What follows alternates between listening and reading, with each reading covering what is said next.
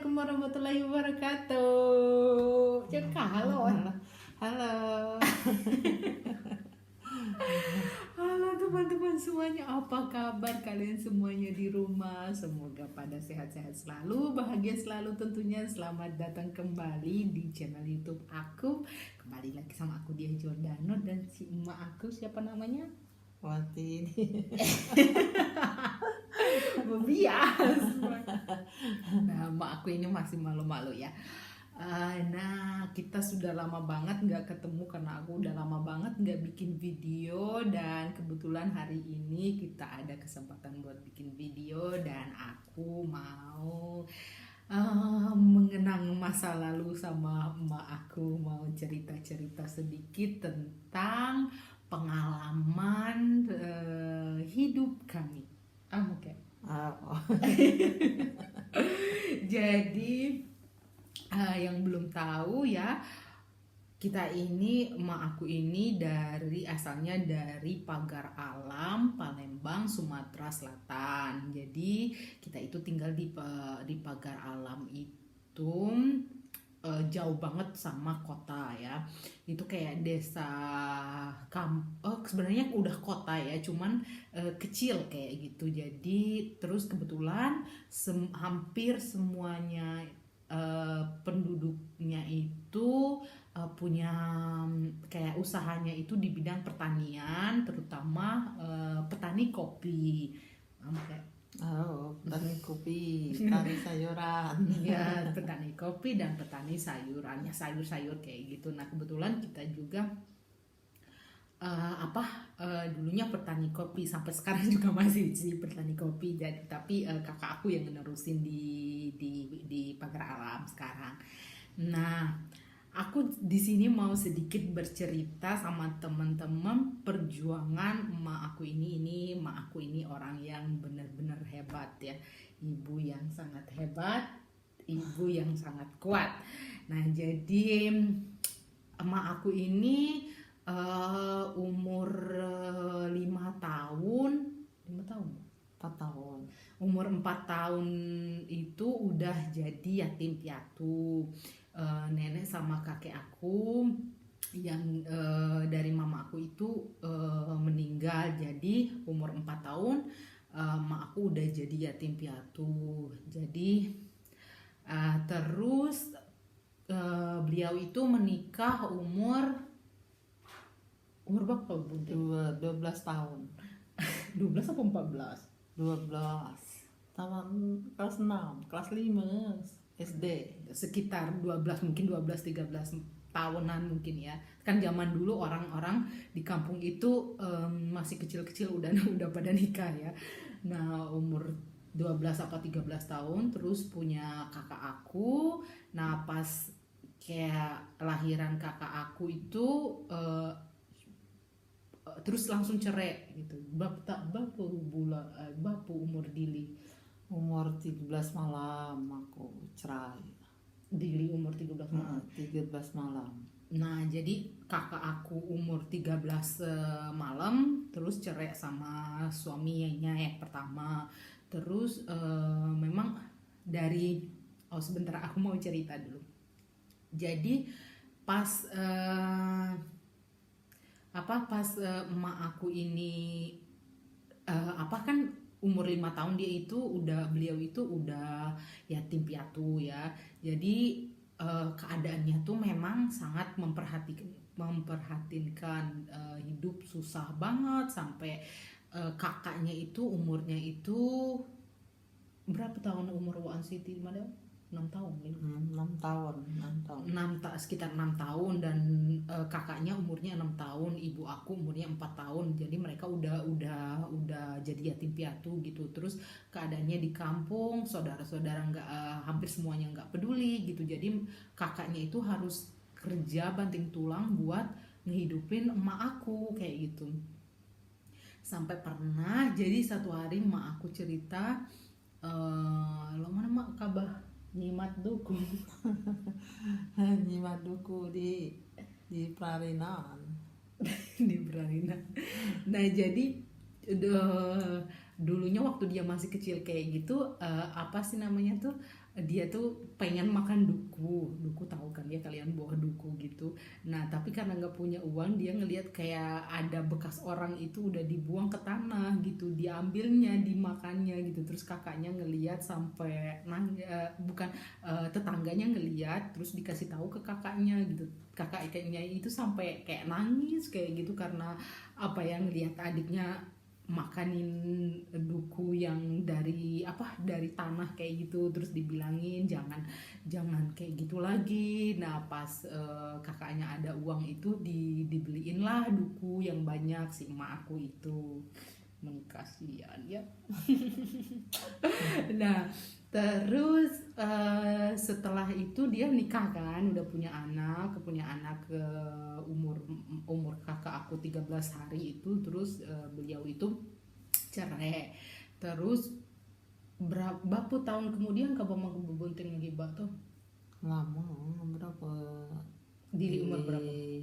Masuk sekolah Dili 6 tahun. Nah, 6 tahun kemudian dia ketemu sama bapak aku, terus nikahlah sama bapak aku. Terus ada aku, ada adik aku. Nah kebetulan sama bapak aku juga hubungannya itu tidak baik ya, karena bapak aku itu sering merantau, pergi kemana-mana, terus suka mabuk-mabukan, suka minum-minuman kayak gitu. Terus kawin terus gitu, kawin banyak istrinya, terus nggak ngurusin kita gitu. Jadi ibu aku itu udah jadi kayak tulang punggung gitu dia. Aku tuh inget ya, waktu aku kecil kayaknya nggak tahu udah sekolah atau belum sekolah ya. Jadi emak aku itu kerja kalau jadi buruh buruh kebun teh, begawe di teh main, begawe di tehan tuh. Jadi aku bangun tidur itu emak aku tuh udah nggak ada gitu, udah kerja, udah karena pergi ke kebun teh tuh jam berapa? Jam 4 subuh. Terus pulangnya kan karena jalannya jauh kan, terus pulangnya aku udah tidur, si emak aku tuh belum ada di rumah gitu. Itu tuh lama, aku ingat waktu aku kecil, lumayan lama ya. Berapa lama Kak begawe di situ? Setahun setengah begawe ke situ. Nah, 1 tahun setengah, dan gajinya itu 1 hari jadi buruh kebun teh itu berapa gajinya? 24.000 sehari, 24.000 1 hari. Jika kata kabar 2.400. 2.400 lah, 2.400 ngagi 24.000 itu lah ya. 2.400 Bahasa dusun lu 2.000. Jadi mbak aku ini agak pusing dia ya sama bahasa Indonesia dan bahasa kampung tadi. Gajinya itu 2.400 rupiah satu hari perharinya.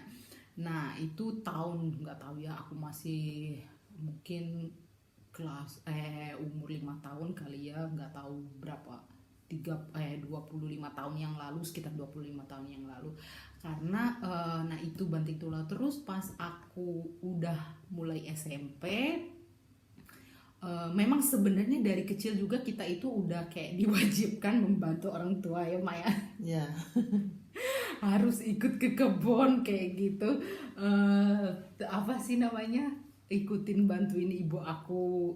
Kalau hari Minggu itu kita biasanya ikut ke kebun kayak gitu, kayak ngebersihin kalau di bahasa kampung aku itu namanya jawat ya, atau metik kopi kayak gitu. Nah tapi waktu itu kan masih kecil gitu, jadi nggak terlalu ini. Tapi pas udah SMP udah mulai ikut emak itu jadi buruh tani juga. Jadi hampir hari Minggu itu kalau libur sekolah itu ikut jadi buruh tani. Dan waktu itu aku ingat banget ya, gajinya itu kalau nggak salah itu 7.000 rupiah.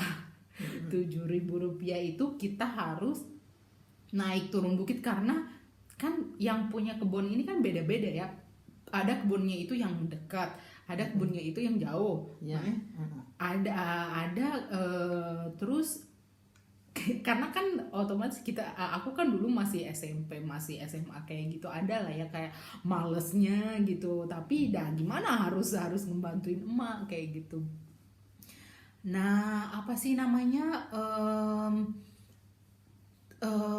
kalau mau punya uang lebih maksudnya kayak dilebihin kayak gitu, gajinya jadi 10.000 itu pulangnya itu harus bawa kopi gitu. Nah ngamben ya, Oh, nah ngamben kopi. ngambil kopi.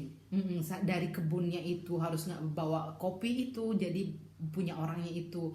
Nah aku kalau aku kan dulu masih kayak taruhlah masih kecil ya, masih apa, jadi dan lumayan loh kopinya itu kayak kinjalnya itu besar gitu. Bab kilo kaluan di 10 lebih ya kinjal tuh. Ya, mau abang kalau 25 kilo sekinjal Tuh. sekeranjang. Kayak kurang lebih lah kayak 25 kiloan kayak gitu. Terus naik turun bukit, kadang juga hujan itu ya, si jalan itu licin, nggak pakai, kadang nggak pakai sepatu gitu. Pokoknya perjuangan aku sama si emak ini bener-bener luar biasa ya emak ya. Ya. Perjalanan hidup. Perjalanan hidup. Terus aku pernah ya ceritanya sama emak ini dibantuin beli HP, beli handphone. Aduh aku jadi pengen nangis kalau inget. Jadi kan pas aku sekolah itu teman-teman itu udah punya handphone semuanya ya, udah punya HP semuanya dari SMP, sedangkan kalau aku kan nggak punya uang, jadi aku sadar diri lah, orang emak aku buat makan juga nggak ada gitu, susah buat beli beras aja susah, gimana buat beliin handphone gitu. Sampai punya handphone itu apa sih namanya, pas udah tamat sekolah. Nah tahu nggak, punya handphone itu dibantuin kita itu jadi buruh tani ya Mbak. Harian jadi nyari uangnya itu ya udah kata ke tempat orang. Kerja ke tempat harian. Jadi kita itu kayak kata emak aku, ya udah katanya dibantuin ke kebun apa, jadi buruh tani itu harian itu buat beli HP. Jadi setiap hari kita itu apa sih namanya, nyari tempat buat kerja, buat harian, buat jadi buruh tani itu buat beli handphone. Dan handphonenya itu HP Nokia yang belum warna, yang masih titit kayak gitu. Tapi senengnya itu luar biasa pokoknya Maya. Nah banyak sekali sih sebenarnya perjuangan aku sama emak itu bareng-bareng. Terus sampai apa ya, sampai setiap ladang orang itu kita itu selalu ada harian saja tiap pagi harian saja tiap pagi. Nah di dikit di harian di deh boleh duit gitu ya. Soalnya kita punya ladang kopi tapi cuman sedikit gitu tuh, si ladangnya itu cuman sedikit, jadi nggak cukup gitu, harus kerja sama orang lain. Nah pas makanya apa ya, kalau kenapa aku bikin video ini karena apa ya, tadi itu kayak cerita-cerita gitu, jadi mengenang masa lalu sama emak aku itu. Jadi kayaknya ya Allah, asa kayak enggak apa ya, enggak kayak mimpi, kadang tuh masih kayak mimpi gitu ngeliat emak aku ada di sini. Jangankan emak aku aja sendiri enggak pernah ngebayangin lah bisa kayak tinggal di Eropa, bisa apa. Lumayan, alhamdulillah memang kita belum jadi orang kaya, tapi alhamdulillah hidup udah lumayan enak gitu, maksudnya nggak terlalu susah kayak dulu kayak gitu ya. Terus emak aku di kampung juga alhamdulillah dia udah punya rumah, kita udah bangunin rumah emak aku. Jadi dulu kayak emak aku itu banyak lah dihina sama orang karena orang susah ya.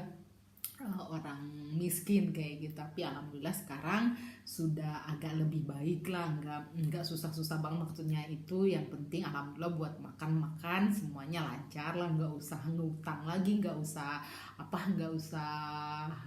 kerja yang maksudnya banting tulang yang sampai harus jadi buruh tani lagi, nggak usah kayak gitu ya Oma. Oh. Nah, itu dia pengalaman aku sama emak ya. Jadi kita itu memang selalu sama-sama terus dari dulu sampai alhamdulillah sampai sekarang. Insya Allah doain mudah-mudahan kedepannya itu kita makin banyak rezekinya. Bagus. Amin, rezekinya makin banyak, sehat selalu, dan mudah-mudahan secepatnya bisa naikin haji emak aku atau Amin, umroh. amin. Amin, minta doanya ya teman-teman ya. Semoga emak aku sehat-sehat selalu dan selalu diberkahi hidupnya. Amin. Dan buat teman-teman semuanya yang masih punya mimpi-mimpi sama kayak aku buat membahagiakan orang tuanya, semoga dikabulkan sama Allah Subhanahu wa taala, sama Tuhan Yang Maha Esa. Dan buat orang tuanya yang udah mendahului kita doain semoga insya Allah mudah-mudahan orang tuanya udah tenang, husnul khotimah, semuanya sudah semua segala kesalahannya di masa hidupnya semoga diampunin dan amal-amalnya diterima di sisi Tuhan Yang Maha Esa. Oke. Amin. Dan kita harus semangat selalu membahagiakan orang tua kita, oke? Karena inilah satu-satunya orang yang paling berharga, yang paling maksudnya bukan berharga ya, yang paling banyak penderitaan yang masa lalu. Bukan, maksudnya dia adalah pahlawan buat aku. Tentunya orang tua kita itu pahlawan buat kita ya, jadi wajib kita bahagiain ya, oke? Oke. Terima kasih banyak yang udah nonton, yang udah subscribe, terima kasih banyak. Salam sehat selalu, salam damai selalu, semoga semuanya pada sehat-sehat selalu ya. Terima kasih banyak, bye. Bye. Assalamualaikum. Assalamualaikum.